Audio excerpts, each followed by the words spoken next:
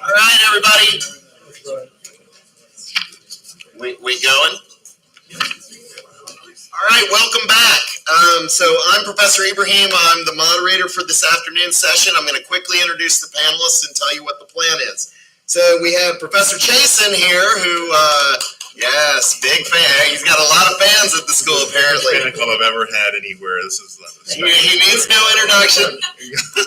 He's a crypto expert, tax expert. He's going to talk to us today. We have Professor Fairfield again from Washington and Lee. And then we have Mike Bombace from Washington and Lee and Jet Protocol. So give everybody a big round of applause. We're going to try and keep this lively because it's the after lunch panel, okay?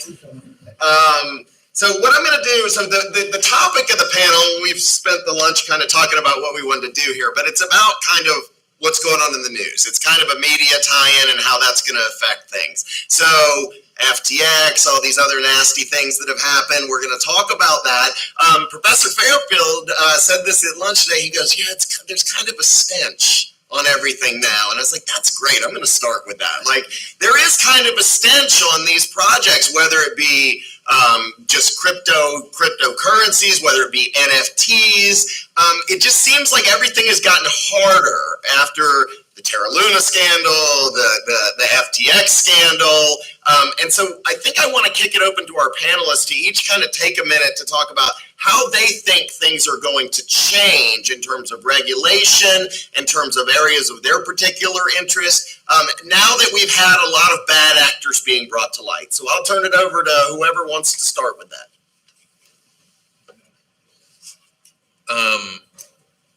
Let me attempt to set the scene. So FTX was a really big deal for a variety of reasons. One, just its sheer scale and the fact that it was a trusted intermediary for the entire space. So tons of projects were listed on FTX. They invested in a lot of projects. So both FTX and Alameda. Who here is like fairly up to speed on like what FTX is? I can tell everybody what it.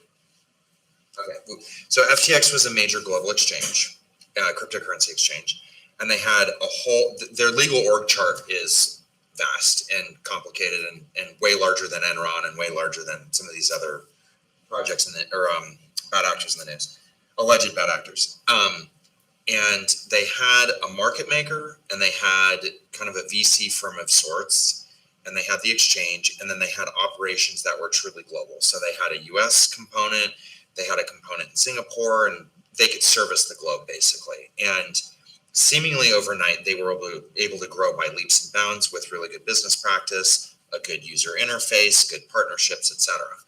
And as alleged, some of the issues were they were taking customer deposits from FTX, moving them to Alameda to buy things maybe they shouldn't, invest in things maybe they shouldn't, and it wasn't like purely above board.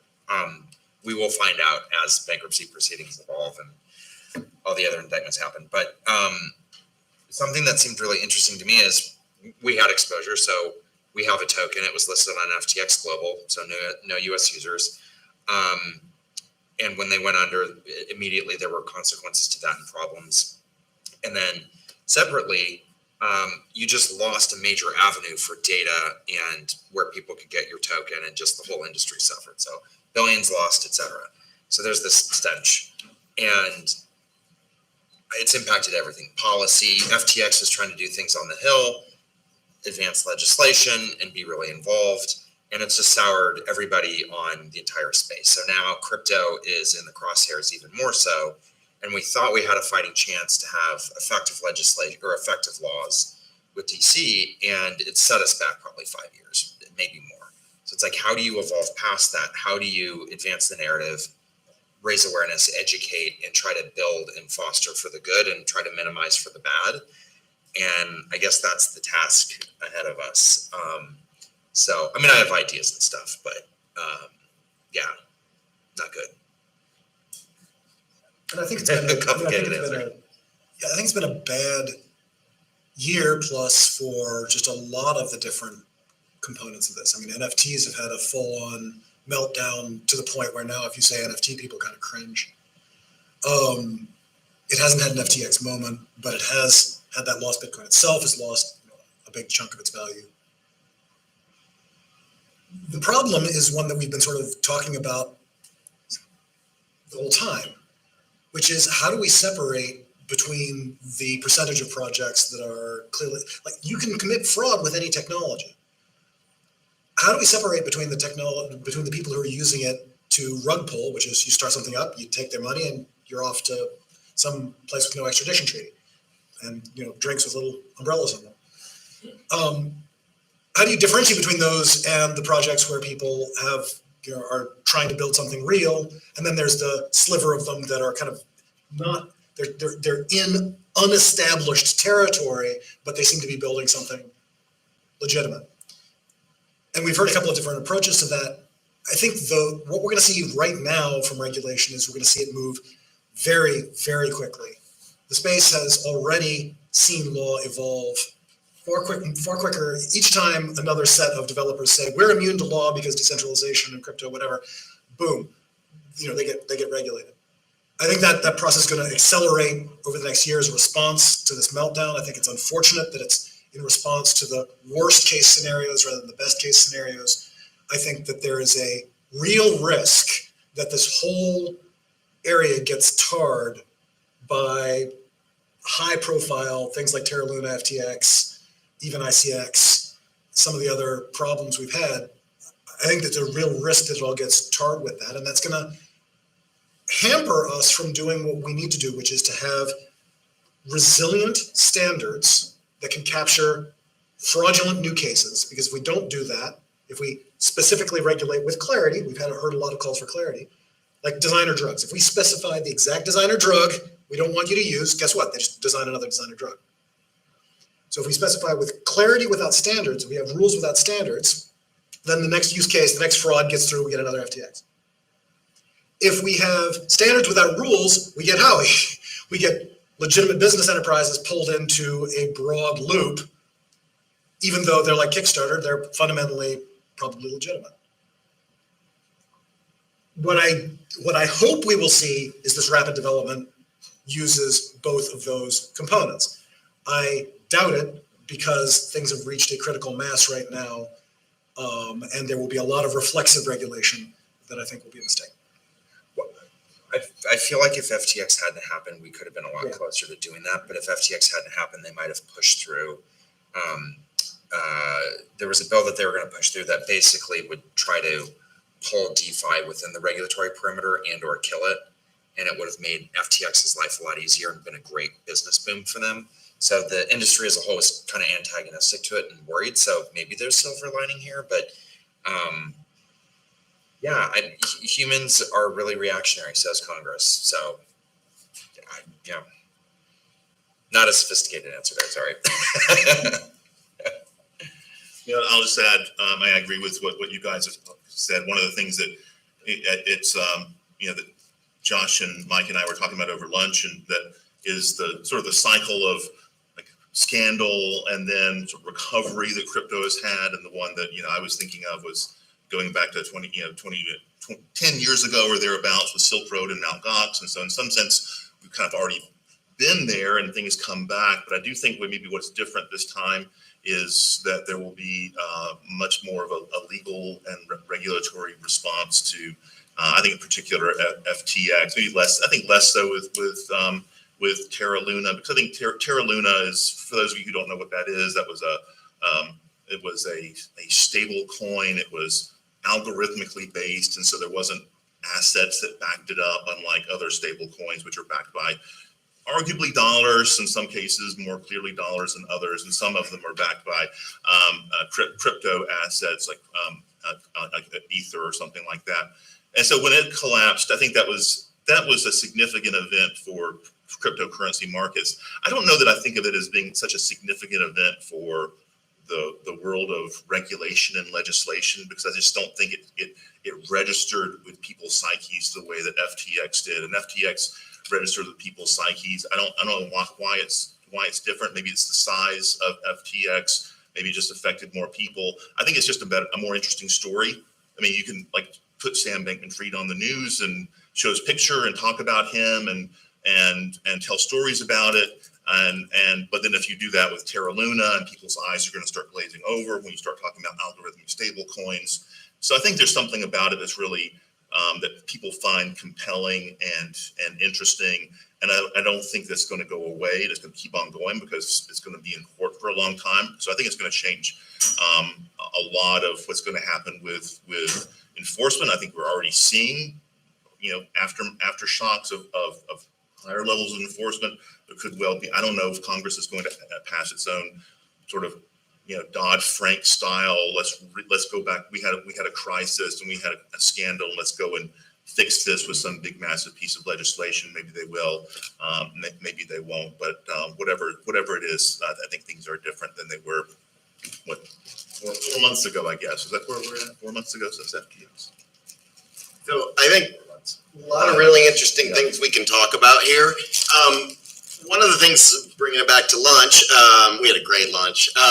The industry has not been all that cooperative. And we said maybe we'd have some rules if the industry wasn't so resistant. But I think there might be two reasons for that. Number one is the libertarian perspective, like it's antithetical to what crypto might be conceived at least in some cases. And the second one is the government might become a competitor here, right? I mean, the CBDC, the central bank digital currency, it sounds like it's crypto, but it's really controlled by the government, and you can program it and like cut people's funds off that they don't do what you like. And so I think some crypto people might say, well, we didn't cooperate because you're just launching a massive multi-pronged attack on this industry so that you could take it and do it yourself. And I just wonder, that's a little bit on the cynical, skeptical side, but I'd like to hear what our panel thinks about that.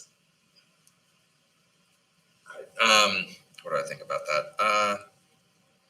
I think it's complicated because there's a lot there, sort of arguments for, arguments against, why it's happening and the history behind it. Not to to what I said earlier and wave my hands and say, oh, it's complicated and, we'll figure it out later or something. You'd have to be really disciplined and say, well, what is a central bank digital currency? So who is going to control it? How is money controlled currently? What is the Fed? How does it operate? How is it different than Treasury? And who's actually in control of the money supply? And how does money actually get moved around now? And I think maybe sadly enough, most people don't realize how it moves, how money's created, who's in control, how interest rates are set, what the Fed fund rate actually means, and how banks loan money to each other, or even how a credit card works. Like when you swipe, how many intermediaries make that happen, from the card network to the issuing bank and all the rest. So I bring all that up to say that moving money in the US, let alone globally, is actually quite complex, and there's a lot of intermediaries. So if you're going to build something from scratch like a central bank digital currency, there's a lot that goes into that, and they would need IT infrastructure, and it would take a long time to make it work effectively.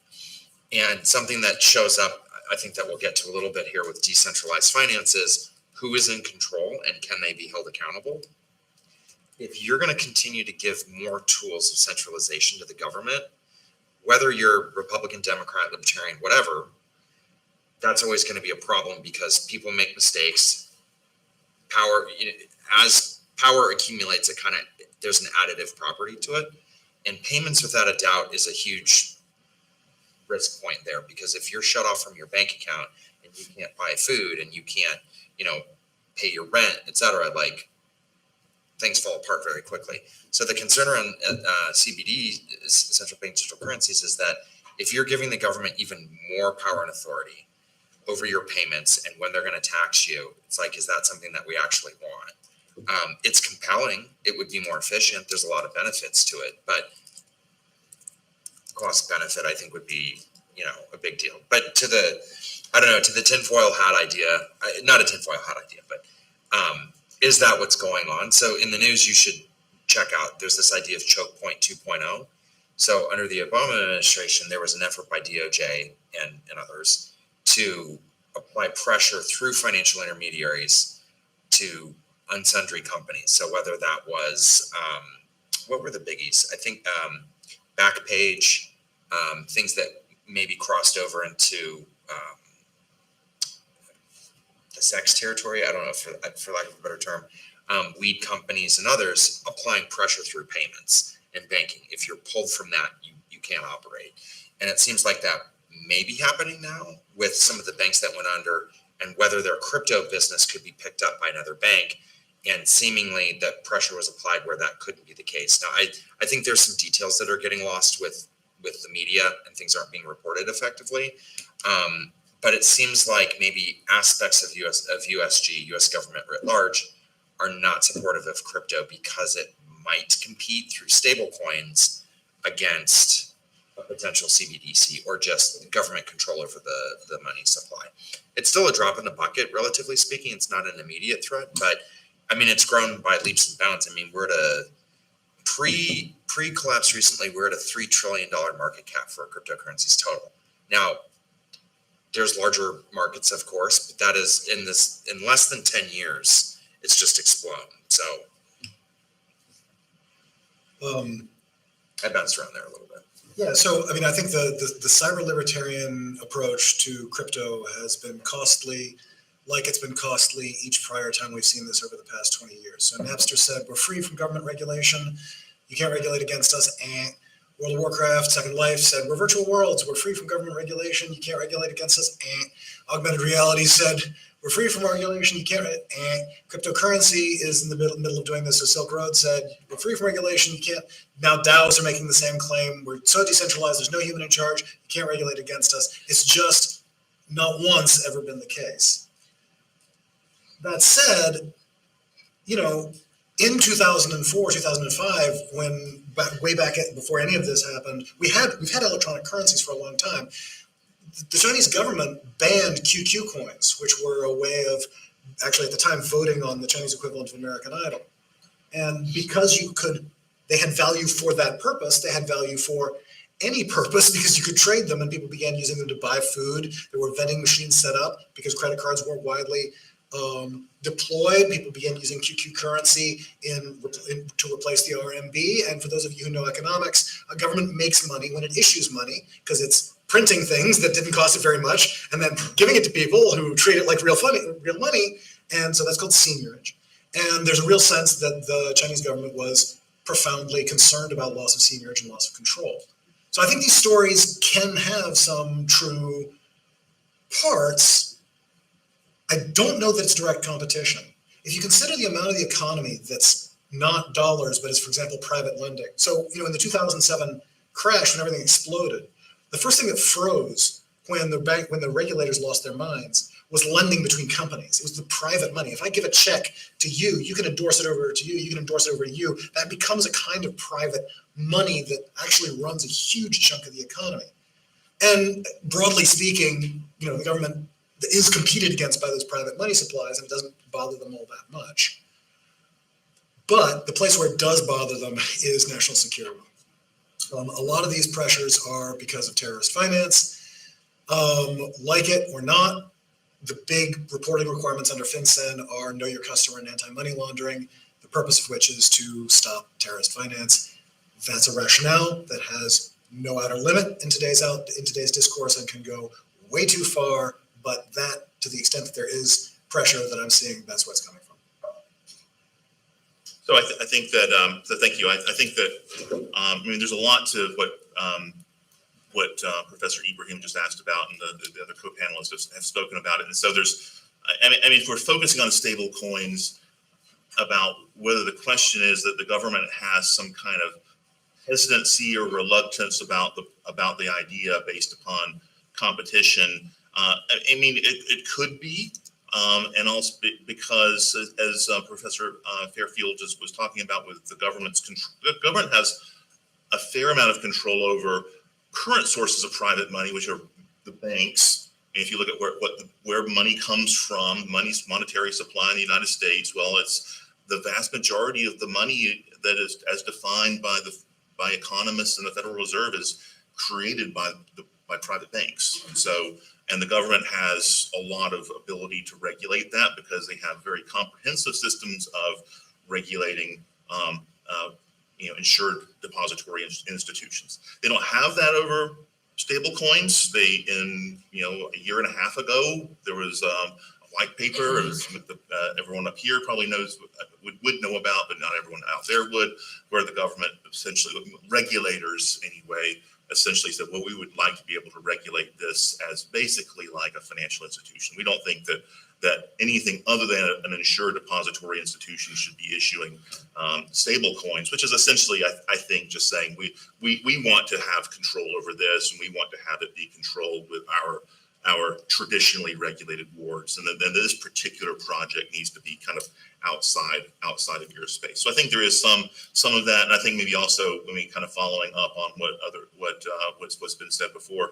I think the government also in some ways just struggles with being able to identify what we think of as, what are the standards for what would make something a good project. I think there's a lot of, well, here's all the risks, here's all the things that we think can go wrong with crypto, and they'll have a big long report that an agency will issue and tell you about all the things that why you need to be worried if you're an investor or someone, but has struggled about saying what's good about crypto, and like what would be the areas where we think that people should have sort of an easy way to act without interference from the government. So. I want to switch gears for a second and ask about use cases. I went to another conference in February, and it was a big topic of discussion. And I think compare and contrast with AI, which ChatGPT is proving like it might kill us all, but it's immediately useful, right? And some people say crypto doesn't have these use cases. I think maybe NFTs is one, a hard money that's not subject to reduction or increase in supply like Bitcoin is another. But like, where do we see this going in terms of use cases, especially in light of, the scandals? Like, bringing it back to the topic of the panel, like, what's going to be permissible? Where is our innovation going to flourish in this area after all that's happened? That's a great question. There was a report that came out from the White House recently, and it talked about a great many things, but there were specific provisions that looked at crypto and made the art and suggested that a lot of the hype, it is just hype and it's overblown. There are a few use cases, and it has largely been a negative. And I think it is certainly easy to make that argument and say that, maybe the use case isn't really there. There's a kind of a famous photo or a famous shot of Tim Berners-Lee, early architect of the internet. And it was a flow chart, and it said, do you need a blockchain? Box, arrow, another box. And it just said no. So not a proponent of blockchain. So I think to my point earlier about being really disciplined through your thought process and that full transitive chain, A, B, C, D, E. A key piece of that, at least for the tech, is to really understand the tech, what it is and what it is not, what it can do and what it can't, and to think outside the box about what can be built on top of it. So what is a blockchain? Chain of blocks. Terrible explanation.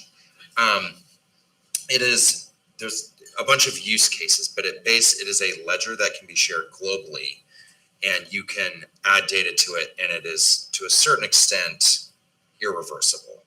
It is so expensive to go back and change the record that the benefit of that is outweighed by the cost to do it. So one reason why people wouldn't remine blocks or try to undo consensus on Ethereum or Solana or any other blockchain. So why is that relevant? It means that a global community of users can leverage a blockchain to send data, to send money, to coordinate, and to work together and not be bound by national boundaries and requirements. Now, there's a trade-off there, because where you stand depends on where you sit. And having done work before in more of a national security context, I was antagonistic to crypto. Like, your life is harder as an investigator. Your life is more difficult, and you have less control if you're passing it over to technology that kind of transcends national boundaries. So as you think through use cases and say, well, is this helpful or not? You would look at who's innovating on the blockchain and what they're building and say, does that actually add value to the economy? I would say that some of the use cases are kind of either they're totally new and innovative and they're out there, and it's going to take time to see things evolve. So early days, it was like, putting radio on the internet. Who cares? I have a device that I can listen to the radio. This isn't moving the needle. This isn't interesting, and this is a waste of time and investment. But what you found out is that the medium is faster, allows more innovation, in an online context, which allows even further innovation and further speed. So you've changed the medium of interaction. To that extent, I would say that there's always going to be great use cases on a blockchain. So take any borrowing and lending protocol. You can go anywhere in the globe and you can borrow and lend your crypto assets and get an interest payment back and have it be fairly secure because it's all on a blockchain with smart contracts that can be audited and are relatively transparent, where all of these other services can be built around it very quickly by anyone globally. Where JP Morgan Chase or any other bank, you're not able to build and leverage their tech stack. It's all proprietary. So it's kind of a different way of thinking and a different way of building, that this idea of like maybe law can keep up with that, but it's going to be restrictive because laws, especially financial services laws, are built towards intermediaries, and you're trying to disintermediate that system, and the requirements are always on centralized control. And it's like, well, to your earlier question, it's like, well, if it's decentralized, is this a new paradigm that makes things difficult? So I'm bouncing around there a little bit to say that there are already use cases, and I could list a bunch of them, but there's two that really stand out that I think bear mentioning. So one is an idea of you take an Internet of Things layer and you take a blockchain layer, and maybe you look at Puerto Rico and say insurance payouts after a hurricane were really complicated because they're tied to damage and then they're tied to wind velocity. And if it's hard to prove how windy it was, you might not get an automatic insurance payout. And for people that don't have a ton of money, that's a really big deal. If your home is leveled and the insurance company's not going to pay out, you're completely hosed. So if you can layer in new technology and say, we have wind vanes, or we at least know, generally speaking, what the wind velocity was like, we don't have to lean on this old mechanic of paper policies and whether someone's going to pay out or not. If there's a smart contract that can ingest data automatically on wind velocity, it will automatically pay out your insurance policy payment, maybe in crypto. So you've changed the medium. If everything was paper and a bank and email and these different systems, if you're putting it all on the same system, you can make things faster and more transparent.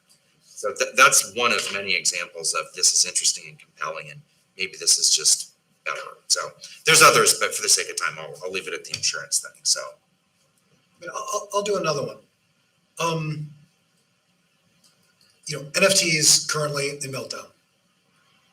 I don't know that anybody here, if I said I'm, issuing Fairfield NFT, no. How much is it? Yeah, right. and then even the storied ones are going for like $350, right? So Top Shots went nowhere. People were buying stuff for $50,000. They're worth like $3.50. But there's a real distinction between that and the underlying concept. You've all taken property law, right? Okay. Property is the law of who owns what. And when you separate possession from ownership, you have to write it down in a database. If you write it down in a decentralized database, you can trade land like you're trading cards. This is not the first rodeo. Like NFTs, are going to have this crash because of the hype cycle. I wrote an article in 2005 titled Virtual Property, and it was talking about people buying magic swords in World of Warcraft for $1 billion and spaceships in EVE Online for $60,000. And the people at that conference, where I was a young academic, that was my first year as an academic, they had been doing this for a quarter century, talking about the demand for stuff in MUDs, multi-user dungeons, and mushes, multi-user shared hallucinations, unlike the one we're living in right now. That is, the need for humans to collect and demonstrate identity within groups by collecting things and associating themselves with things, wedding rings, magic swords, spaceships, whatever it is that humans want to own. The crazy part to me is that there's two attacks on NFTs. One's fraud. One's people shouldn't want that. That's like saying, I do like, actually, it's a masterpiece. It's like saying, I don't like Britney Spears is toxic. No, it is a masterpiece. But because I don't like Britney Spears is toxic, no one should value intellectual property law. What?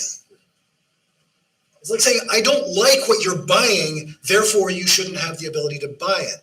The one thing that we have seen throughout this entire thing is that human demand for electronic assets, who owns what, is a constant. It grows and it grows, and then law fails to connect buyers to sellers in a way that vindicates their expectations.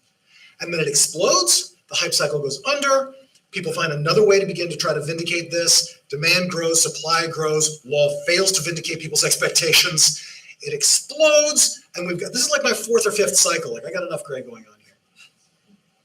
So one thing I can tell you about where this is going is, first of all, the use case for things like owning fully digital assets is a constant. I have watched this now, if I look back the quarter century before I started this, like for nearly 50 years this has been going on. It's gonna happen again.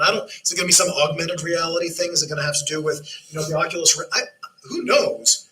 But the question of, can you own things that are designated in a database, and who should control that database, and whether they should be able to just take away what you own because they've got some sort of superseding license to it, which is why none of us own books or movies or music anymore, right? The idea that we can't change that paradigm and that people will want to own books, movies, music, their own digital assets, that's a constant. We're going to try again. Law will probably fail a number of more times before we say, yeah, this is just property. And how do we know it's property? Because it's listed here in a decentralized blockchain. So it's a combination of an example and how the law is going to change to accommodate it. And this is going to happen whether we call it NFTs. In 10 years, your registry office down in the county courthouse will quietly be running a node and will be verifying property transactions using some form of permissioned database that won't be a full blockchain, but it's going to be that same technology that banks are using for check settlement right now. And we won't call it this, and we won't have conferences about it. It'll be about as exciting as an Excel spreadsheet, but it will absolutely be powering most of what's going on here. So I think that part of the use case, a lot of it really just depends on who you ask. And so I think what Mr. Bombace was saying about that spreadsheet, I think, or the flow chart, I think it started off with do you need a blockchain? And then the first question was something like, there was a sub question, do you actually want a decentralized private currency? And if you said yes, then it says use Bitcoin. And if you said no, it says you don't need a blockchain. And so the idea was the only real use case that is worthwhile for the technology is Bitcoin. And the vision of that is that Bitcoin is the future of money. That this is the money that everyone that people should be using. All correct, by the way. You agree with that? I do. I mean, so and I'm not going to say what is it right or wrong. And there are some people who have a much more whose perspective of the technology is where it is. Well, the Bitcoin enthusiasts would just say it's been corrupted and co-opted by banks and using sort of a diluted blockchain and kind of a sort of a way to differentiate themselves and to make themselves look like they're forward thinking. And maybe that's true, maybe it's not. I don't know.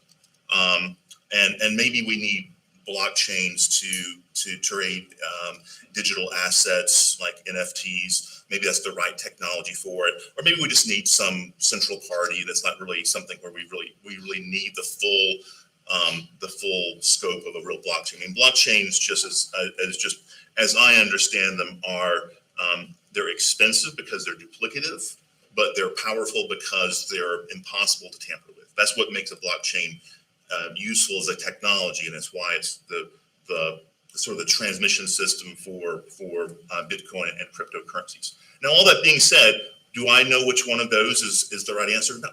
I mean, if I did, I wouldn't be up here. I'd be at a private equity fund. I'd be having a yacht and having a good. I have a good life, and so I'm not complaining about any of that. But I would have maybe a more economically fruitful life than what I have if I knew what was going to happen in the future. And so I think the real question for law and policy is to give the technology the space to go find out, what do you want to be when you grow up, cryptocurrency and blockchain, because I don't think it's really grown up yet, while at the same time trying to do some reasonable efforts at curtailing fraud and basically just theft. And so how do you balance those things? I mean, I think whenever there's new technology, new products, I think it's just inevitable. There's going to be some level of, there's going to be wrongdoers who are going to be entering that space, and they'll be entering that space just to engage in some basic petty thievery or fraud. They might be entering into that space just because, well, this is the cool thing to do, is to say we have a blockchain solution to this problem of whatever, of insurance or whatever it might be. But having the space and the ability for enterprise to find out, or individuals, it doesn't have to be enterprise, individuals, the economy, people, to find out where is it that this is going to work while the government performing its usual functions of protecting people from sort of like basic harms of fraud, manipulation, and things like that. And exactly where that line should be is not really, I mean, I think that line should be drawn somewhere, should be recognized, but where is that? I don't, maybe it's a harder project than what I could talk about today. Awesome. I have a hunch on where things are going, and I think it's born out of if the behaviors themselves at base are all still the same, it's people buying and selling from each other, people communicating, people stealing from one another, etc. It seems like there's a legal framework that addresses a lot of that, at least at a high level. And like one direct thing out of FTX might be, and parts of the industry have made this argument, this is why decentralized finance is such a good idea, because it is more decentralized, so it's maybe more resilient, but it's also more transparent because it has to be by design. So a lot of what FTX was up to wasn't like open for the whole world to see. It was being done more or less behind closed doors and on their ledgers with their money and how they were moving it. Now, they had a DAO and they had a token behind that, and they were pricing a lot of what they were doing in that token. And when it dropped in value, it cratered a lot of what they were doing.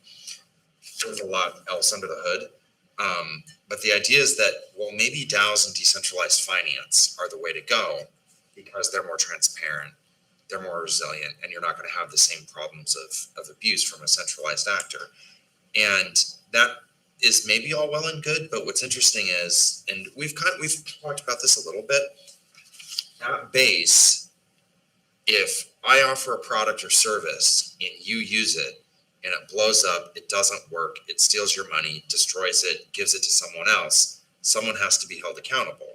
You don't get to just wave your hands and say, well, I built this thing and now I'm going to like disappear, and if it blows up, I'm not responsible for it.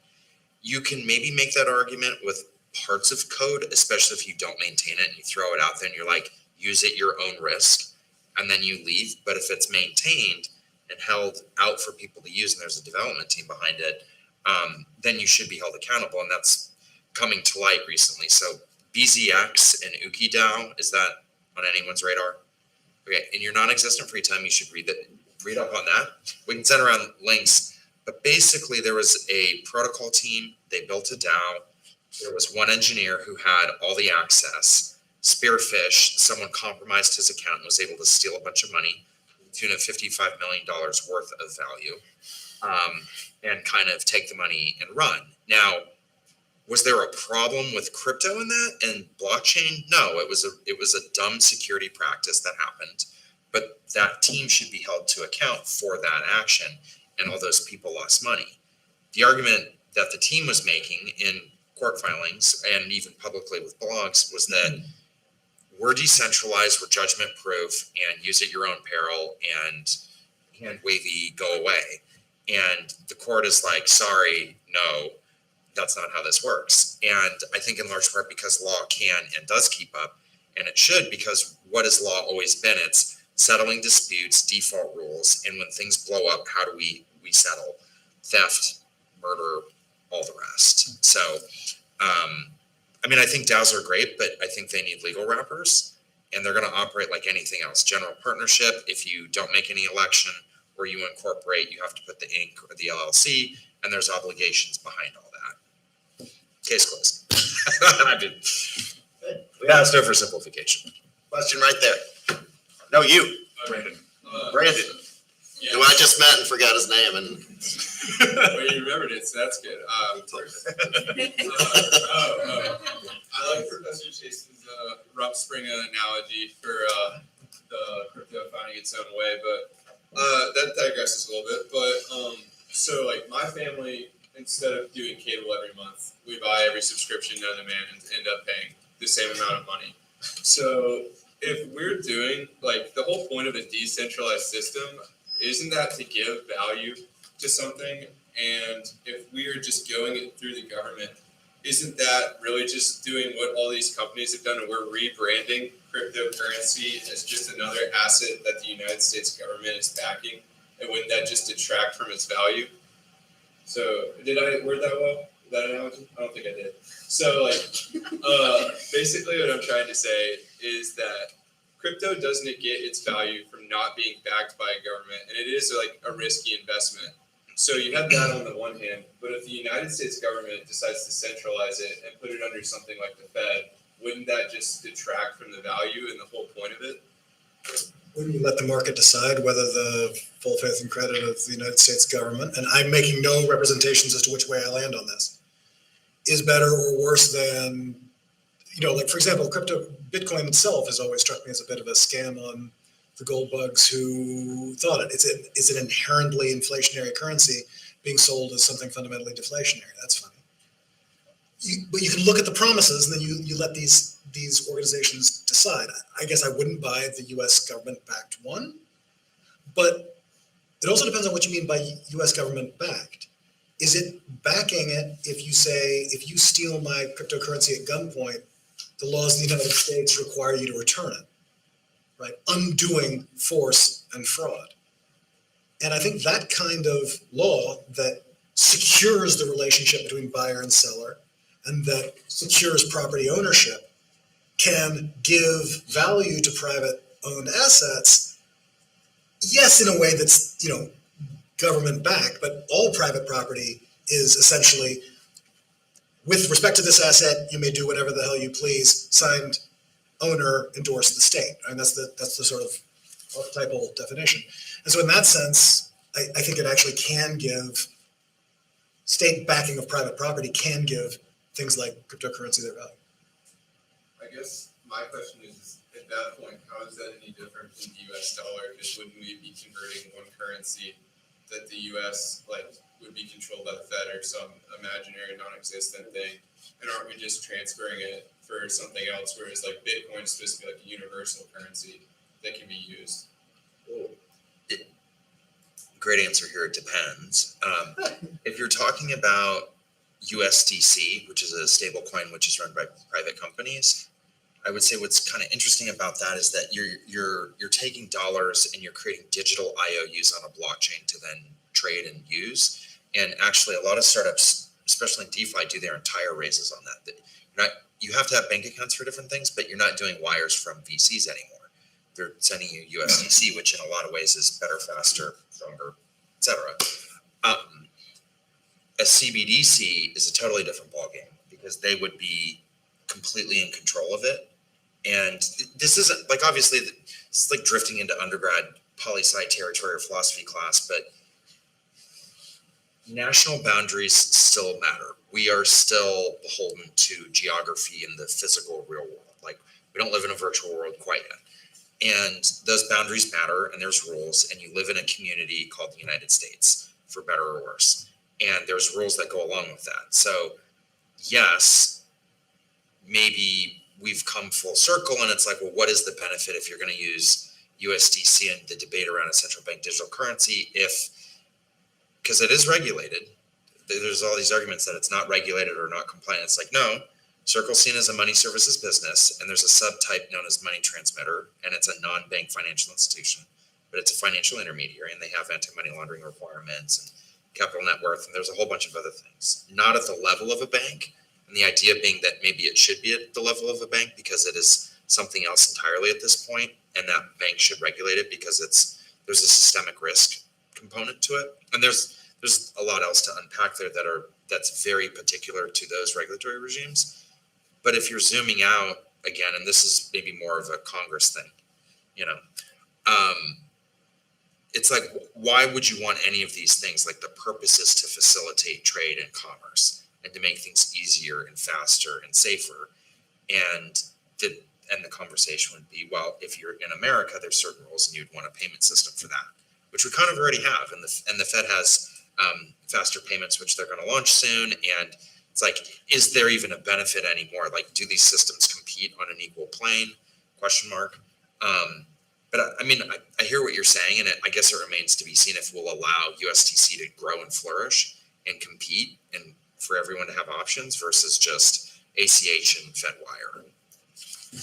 I don't know, really quickly say, I think I think ultimately what you're asking about, and maybe, I don't want to put words in your mouth, Brandon, but are you saying how does this make Brandon's life easier with having something like a stable coin or central bank digital currency? And I'm not sure, it's a little unclear how it does, because you can, a lot of the things you can do, and you want to send somebody money, is from your perspective, it's easy. Now there's some like back channel, the way the payments are processed in this country. Your life would be easier if you were trading crypto to have USDC, because it facilitates crypto trading in a way that an actual bank account with dollars in it makes it harder.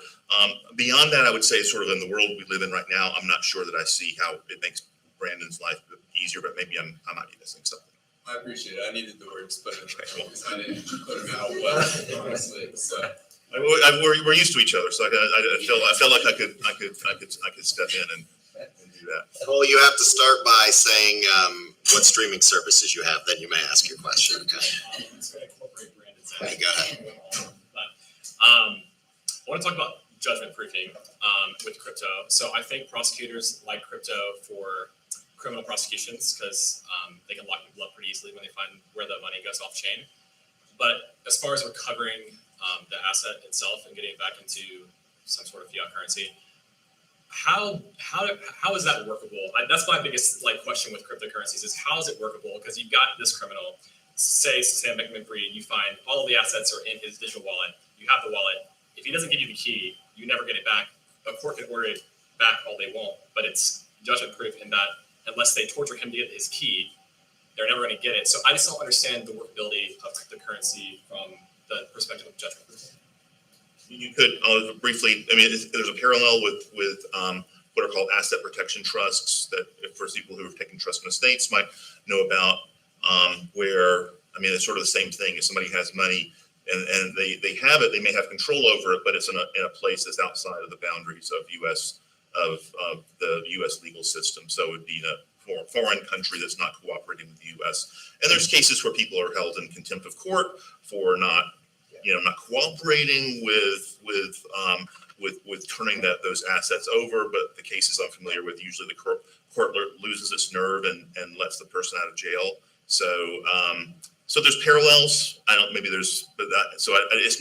It's a problem, but it's a problem that it's been around for 20 or 30 years. Did they pierce the asset protection trust? Can they get the money? I mean, he's saying, what if he just won't give it up? Oh yeah, because rot away in a jail cell. You have to send the Marines.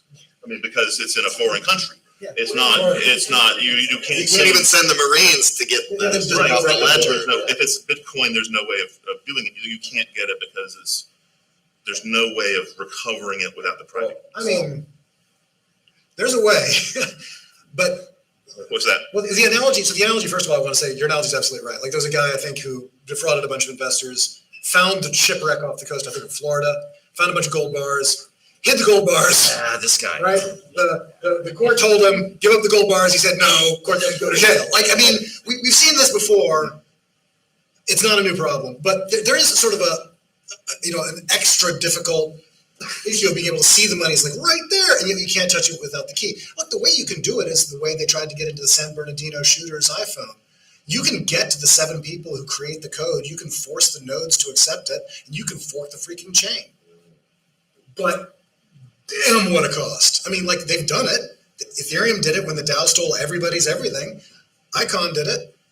It's the only thing you can do is get the community together and fork the chain, but you get the community together and write the thing over and just say, nope, we agree as a group of us, screw the technology, we start the chain back over with this allocation, we do not recognize transfers from these accounts, that is no longer valid, fork the chain. I guess at that point, just majoritarian.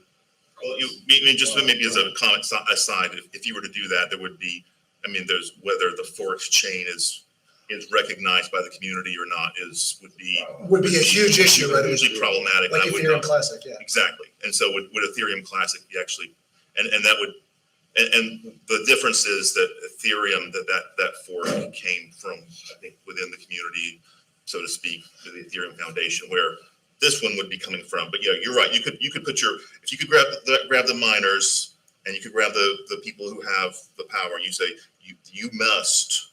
But then how do you get jurisdiction over them? How do you compel them to do that? Well, you do it through the foundations. So like not everybody's Bitcoin. Yeah, but see, Bitcoin Foundation has no control. But like other foundations, they set these things up. They're kind of quietly running the show, and they certainly write the software. And so they're the ones you'd have to get to. They're the ones that would have the ability to rope the community together, rewrite the software, just like Apple had the ability to write a new operating system that could be side-loaded onto the phone and remove the 7-password guess on the San Bernardino shooters. You get access to the software, you can do it. It's horrifically expensive, and I do not expect that to be a legitimate. And another, being detailed and focused, how does law enforcement usually do it? It's because it's not on someone's ledger wallet with a private password. It's sitting on an exchange, or they do get them, but it's on hardware and the password is like stuck to their monitor. I mean, make no mistake, like the levels of sophistication you can engage in take a lot of time and effort, and a lot of people just don't. If there's time allowing, so for our treasury and our protocol changes, I have my hardware wallet that I use to sign transactions for us, but we have a multi-sig with several people on it. And it's cool to bring around, but it's also a pain in the butt because there's a PIN code and there's 8 digits, and it's not a very nice user interface. It's actually very irritating. And sometimes I just want to throw it against the wall. Now, I don't do that because that would be a problem. But make no mistake, most people, kind of a weird argument that I've made with folks on the regulatory side and in law enforcement is, as much as you might be concerned about decentralization and non-custodial wallets and Monero and privacy coins and, dastardly deeds and all this, how does the majority of people come to crypto? They go through a major exchange. That major exchange requires full AML KYC, passport, driver's license, proof of residency, all the rest. People are not inherently lazy, but they like slightly easier solutions where they can hold someone accountable. The percentage of people using non-custodial wallets and hardware wallets is pretty low, relatively speaking. And I think it's more likely the case that the real problem of blockchain isn't this whole disintermediation and challenging the status quo with governments, and it's more, yet again, the perfect tool of control and internet problems, and everybody's going in through one of 2 or 3 silos, and Coinbase and maybe Kraken and 1 or 2 others have all of the business, and we're not realizing the benefit of the tech. And then yet again, everyone's stuck in the Amazon silo, Google silo, Facebook, Coinbase, et cetera, and we don't have a diverse system. We don't have a diverse economy. We have horrible antitrust issues, and we're like back to square one. Like, I'm more concerned about that than any fears about DeFi wrecking the traditional financial system. So a question over here. Was that you, Marcel? Or is it Jeremy? I have a couple questions, so I'll try and pick one. So I guess one of the biggest issues in crypto is trying to find that bridge between, KYC, AML, regulatory considerations, and the freedom and autonomy of using a decentralized blockchain. And I'm wondering if any of you have any opinions, particularly about using the technology itself as a way to achieve that, rather than greater regulatory oversight. For instance, decentralized identifiers, DIDs, zero knowledge proofs, using sort of for those that don't know, a decentralized identifier is like a self-sovereign identity on the blockchain, where you can essentially use a zero knowledge proof, which is a form of cryptography, to, for example, verify your humanity, your identity, and a bunch of credentials about yourself without actually disclosing any of that to the other party. So, for example, a financial institution could verify you're a U.S. citizen, you're of age, you're in compliance with all of the regulations, but they don't actually know who you are, where you are, or any other information about you. And that could obviously be automated through smart contracts and things of the sort. But I guess the issue is the lack of standardization, and also the fact that, like you were saying, we're currently seeing cryptocurrency being pushed towards these centralized services, whether they be Coinbases, Celsiuses, people that are trying to pretend like they are actually the product, when in reality they are just, you know, a service that manages the product for you and extracts your own revenue from the management of that product. And they don't really have much of an incentive in many applications of these technologies that are truly, you know, without an intermediary and permissionless. And so how do we get the law to encourage, because obviously where it's possible, we would rather have a neutral and, you know, agnostic system that can give us 100%, you know, guarantees of security and you know, regulatory compliance. It would be better than that to have that than a bureaucratic system of oversight. So how do we get the law to incorporate those concepts? Is it realistic, and how do we get the industry to accept that? Mike's right. They've been pushing people into choke points because the choke points are regular. Zero knowledge proofs are incredibly good, especially with identifiers. It just proves, though, that that's not really what's going on. The answer to your question legitimately is, and I think, you know, all of this has political overtones. You can't avoid it. The question is, are you more concerned about terrorist finance, or are you more concerned about your own government? Those are the two threat points. I personally am more concerned about my own government. They have a lot more ammo. They have a lot more legitimacy. I have my chances. I'll take my chances where I live and with my present risk profile with terrorist finance. And so I think that mass warrantless dragnet surveillance is a disaster. And I also think that forcing people into choke points and then imposing KYC and AML when they're not profoundly necessary to track net flow of funds, which we still get using zero knowledge proofs, is a good idea. But people of good faith and good conscience really come out in other places on that spectrum. And if you're worried about the damage that money can cause, if you're worried about making $25 million vanish from one part of the world and resurface in Southern California, there's no other, like, literally once it gets into the blockchain, it is very, very hard to trace. Like, most of our flows are easy, but, you know, people who know how to use mixers, et cetera, it's just very hard to trace, very hard to stop, and very hard to regulate. And it's just, do you think we ought to be subject to that kind of regulation or not? I come out as no, but I'm not going to, for an instant, say that people that come out the other way are not thinking about it. I don't know that that's been a topic of conversation for quite some time. There's a project at MIT Media Lab. It's called Mustard Seed, and it was an effort around decentralization or decentralized identities. And every time it comes up, the pushback is KYC requirements. Not KYC doesn't actually show up in the law. A customer identification program does, which comes from the Patriot Act, and it addresses, you know, full legal name, tax identification number, date of birth, those requirements. But the broad arc of know your customer is, who are you dealing with? Are they on a ban list? What is their activity with their financial account? Does it make sense? Is it suspicious? And then there's this ongoing monitoring, and then you make a decision. Keep the account, close the account, provide additional services or file reports on them to the feds, to FinCEN in particular. The big one is a suspicious activity report. And all of that is dependent on an ID and a known identification, or a known real world identity with supporting documentation that's either doc or non-doc. And those requirements always sit on the intermediary.